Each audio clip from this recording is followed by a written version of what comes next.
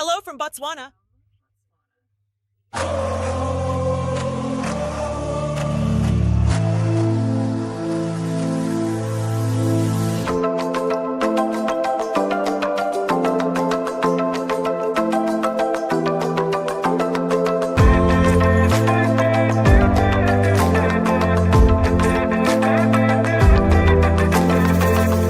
I've made it to Botswana, and I'm ready for the safari of a lifetime. Botswana sits in the center of southern Africa, and it wasn't really on my radar until a couple years ago when I visited Namibia and South Africa. I made videos for both of those trips. I'll link them down below if you haven't seen them yet. While I was in Namibia and South Africa, I asked my safari guides, where is the best place in Africa for a safari? And both of them, without hesitation, said Botswana.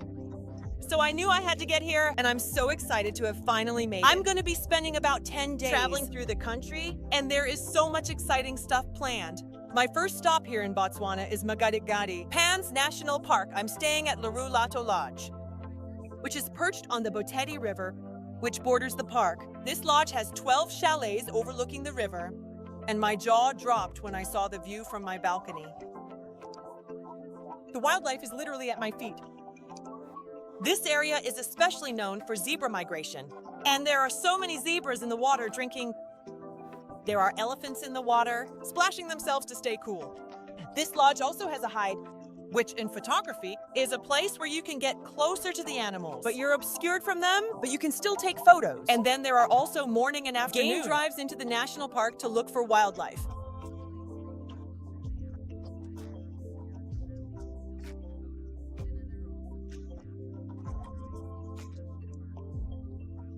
Makgadikgadi National Park isn't just a wildlife destination. It also has some of the world's largest salt pans, covering an area of over 16,000 square kilometers. And recent studies have suggested that modern Homo sapiens may have first evolved in this region around 200,000 years ago, back when it was a wetland. A really cool experience this lodge offers is a sleep out under the stars on the Makgadikgadi salt pans. This afternoon, I got in a helicopter and flew out here. It was so scenic, it was about 30 minutes. And we've arrived at one of the world's largest salt flats, and this is where I'm sleeping tonight. So this is my bed. Inside, there's a duvet and pillows, so it should be very cozy. The lodge has a camp set up out here, complete with everything you would need. A chef that cooks meals, chairs to sit and watch the sunset, lanterns, as well as a bathroom that has one of those foot pedal flush toilets like you see in RVs. So it's actually really comfortable for a night of camping. And because the earth is so flat here, the sunset and sunrise on the horizon is really amazing to watch. Well, this is one of the most unique experiences I've ever had. I can't remember the last time I slept under open night sky, not in a tent, but just open under the stars. And I was skeptical about how I was going to sleep because it gets really cold here at night. But they gave me a hot water bottle to put in the bed. That made it really toasty warm, and the fresh air on my face felt so good. Such a cool experience.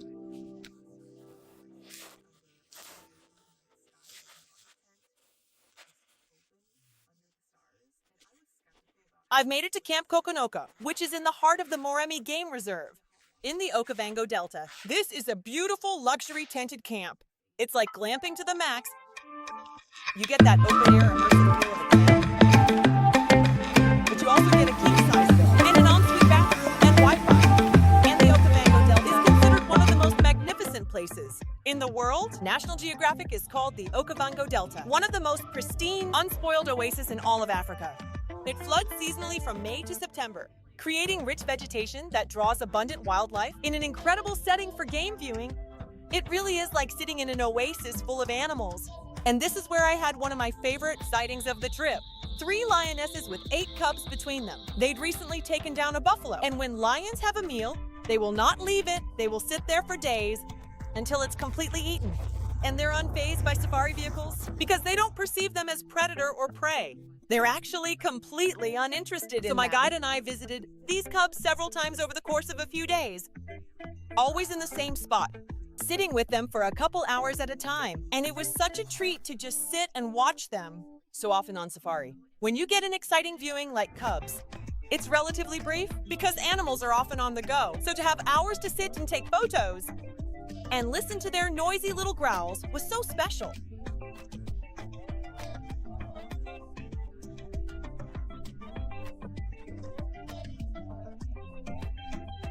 That's our flight.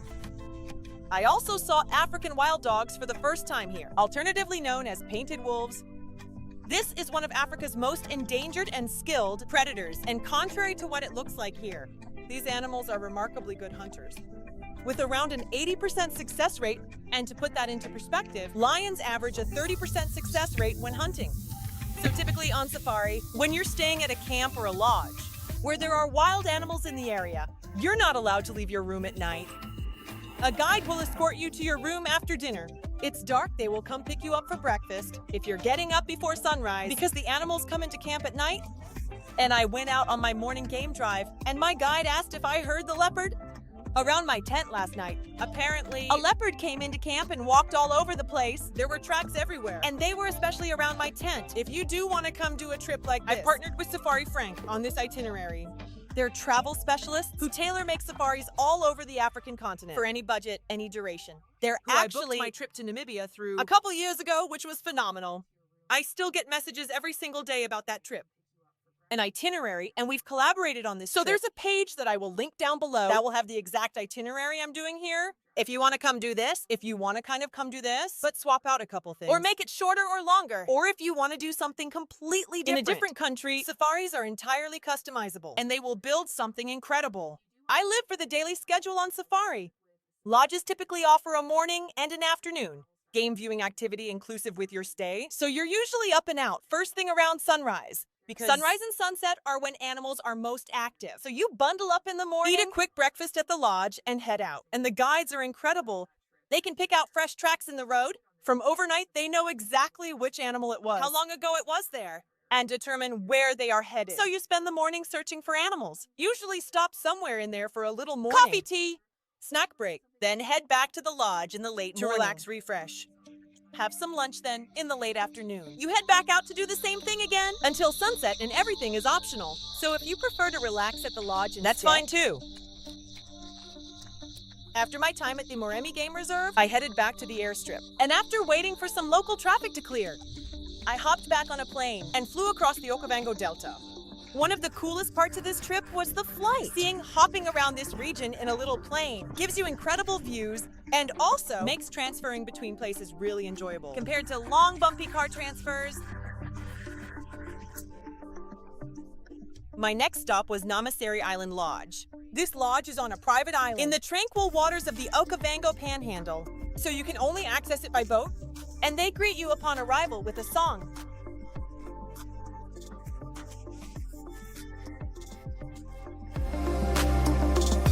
The activities here are more focused on boat experiences and relaxation, although you do still see some river wildlife. The water is like glass. I went out for a sunset boat ride, and it was like gliding on a mirror. And they also offer traditional Makoro experiences, where you sit in a boat like a canoe, and a polar pushes the boat through shallow waters.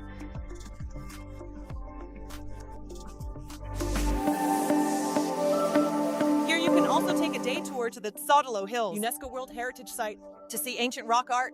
I did a scenic helicopter flight out to the sunrise. Hills. All of my helicopter flights here in Botswana were with Helicopter Horizons. They fly all over the country. So you can likely book a flight with them, anywhere you're staying. And I did a hike through what some have called the Louvre of the Desert. This is one of the largest concentrations of rock art in the world, believed to date back up to 20,000 years ago.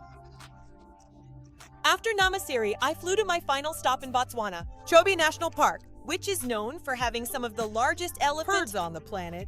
Here I got to do both game drives in the park and boat cruises down the river. The boat cruises are a must because the riverside game viewing is incredible. There are an estimated 120,000 elephants in Chobe National Park, and they all come down to the river. So the viewing opportunities are endless. And from a photography perspective, it was really neat to be out on the water, shooting back toward land for a change. It opens up all new compositions. I also saw lots of animals on the game drives. And I think my favorite viewing in Chobe was when we came across a group of elephants having a mud bath. This is one of the most entertaining things I've ever photographed, because typically elephants have a majestic, serious presence. So it was so fun to see them rolling around in the mud. Looking ridiculous trunks and ears flying everywhere. This little baby caught in the middle of it all, trying to use its face to climb out of the chaos. There was also one rubbing his butt on this tree. And while this seems frivolous, it's actually a very intelligent behavior. The elephants intentionally cover themselves in mud, then add a layer of dry dirt to stick to it, and the combination creates their version of sunscreen. I also saw a good number of lions here in Chobe, which was a nice surprise, because cats can be really elusive. I've had safari experiences where we couldn't find a single cat anywhere. We saw lions multiple times, once even on the outskirts of the lodge, which is another reason you definitely don't want to be wandering around by yourself. After dark here. The lodge I stayed at is Chobe Game Lodge, which is the only lodge inside of the park, and is actually where Elizabeth Taylor and Robert Burton honeymooned in 1975 now. This was a much larger operation than anywhere else I had stayed so far. In Botswana, it felt more like a resort. There were a lot more guests, my room had air conditioning, which was nice, and the dining was incredible. I mean, look at the detail of decoration on this table. I had one night, well, this is it for my time in Botswana. This trip has been so great, and so varied, from the salt pans to the Okavango Delta, to the river here. If you are looking to make a trip to Botswana, I highly recommend visiting during winter. Or the dry season, so like July, August, September. That's when the Okavango Delta floods. And now I'm going to hop across the border to Zambia. So stay tuned for that. Thanks again to Safari Frank for building such an awesome itinerary for this trip. I will have it linked down below. And I will see you in the next one. Bye.